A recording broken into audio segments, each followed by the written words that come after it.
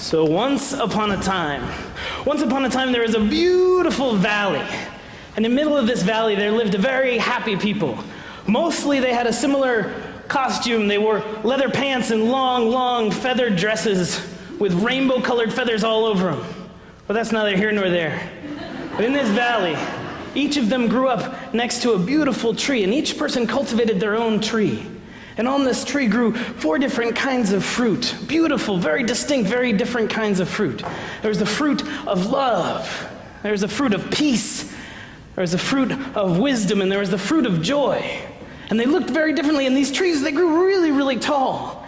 And the fruit was all over the entire tree. And this one day, this guy, Ralph, he was eating the tree, and everybody kind of liked the low-hanging fruit. The low-hanging fruit of wisdom, the low-hanging fruit of peace. It was okay fruit. It wasn't huge. It wasn't maybe the juiciest fruit. It wasn't maybe the most amazing fruit. But it was good enough. And he felt pretty contented for a little while. But as he had eaten all of the low-hanging fruit off of his tree, he looked up. He backed away from the tree a little bit. And he looked up and he saw that even higher up in the tree, there were bigger, juicier, more amazing-looking fruits from each of the kinds of fruit. And so he could feel this call, this pull, to know what the larger, juicier, more beautiful pieces of wisdom, joy, love, peace, what they were. And so he tried to climb up the tree to reach the larger fruit. And he was climbing up the tree, and all of a sudden he got to this point, and he just felt this tug, this weird tug in the middle of his chest. And as much as he tried to pull up, he couldn't pull himself up anymore, and he started to even hurt that he was pulling himself so hard. And so he climbed back down, and he felt around in his chest, and it didn't seem like there was anything. It seemed like it was kind of invisible what was holding him back. But then eventually, the more he looked, all of a sudden he could feel this strange kind of chain connected right into the middle of his heart, and he could feel it. And the more he felt it, the clearer it became. And then he felt down, and sure enough, there was an actual chain. And the more he felt it further and further down, he could almost start to see it. In the beginning, it was sort of iridescent, like he could see through it. But the more he looked, the clearer it became. And sure enough, there was this nasty, rusty, old, muddy chain holding him down. And then he could see it. He could see it, and he was frightened. He hadn't seen it before, and so then he tried to pull it up, and it went all the way down, deep into the earth. And he tried to pull it up with all of his strength, with all of his might, and he pulled as hard as he could, and he couldn't budge. And he knew somehow that higher hanging fruit was what he needed, and he couldn't reach it with this chain. And he looked around, and a lot of the other people in the village, in the valley, they were just content. They saw the higher hanging fruit, and they were like, the low fruit will grow back.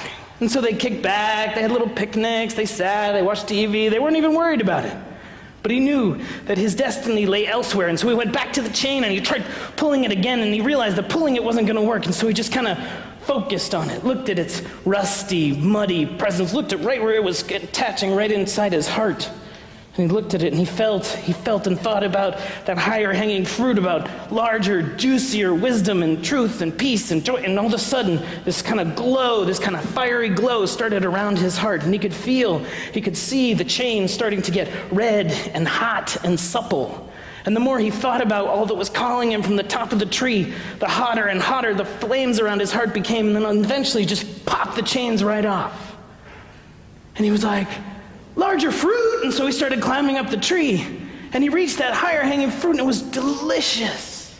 It was like nothing he'd ever tasted before. He felt his mind expand, he felt his heart expand. He had never even known any of this was possible. And once he had cleaned off all of the fruit from that layer, he looked up, and still there was even bigger fruit, even bigger, more delicious, more amazing fruit. And he tried to climb up to it again because he knew that chain was gone. And then as soon as he reached it, stopped again, and he felt this pull on the back. But this time he knew what was going on, and so he felt around, and sure enough, there was another chain holding him back. But this time he turned around, and he felt it and went through the same process, looked deeply at it, it became clear. It was just as nasty, just as muddy, just as rusty as the other. But he followed it back to the source, and it didn't lead back down into the ground, but it brought him to another person. Another person who was reaching up, trying to pull, still in that place of trying to pull herself against the chain. She hadn't even seen it yet.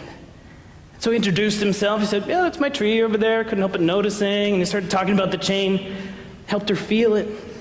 And sure enough, she was pretty scared in the beginning because she saw it. She saw this rusty, muddy, nasty thing connected to her heart, and she didn't want to see it. She looked around, and a lot of other people seemed perfectly content to be sitting waiting for the low-hanging fruit to grow again. A lot of other people seemed perfectly happy. So it was a risk, but she knew. The clearer she became, she knew that higher hanging fruit was also her purpose.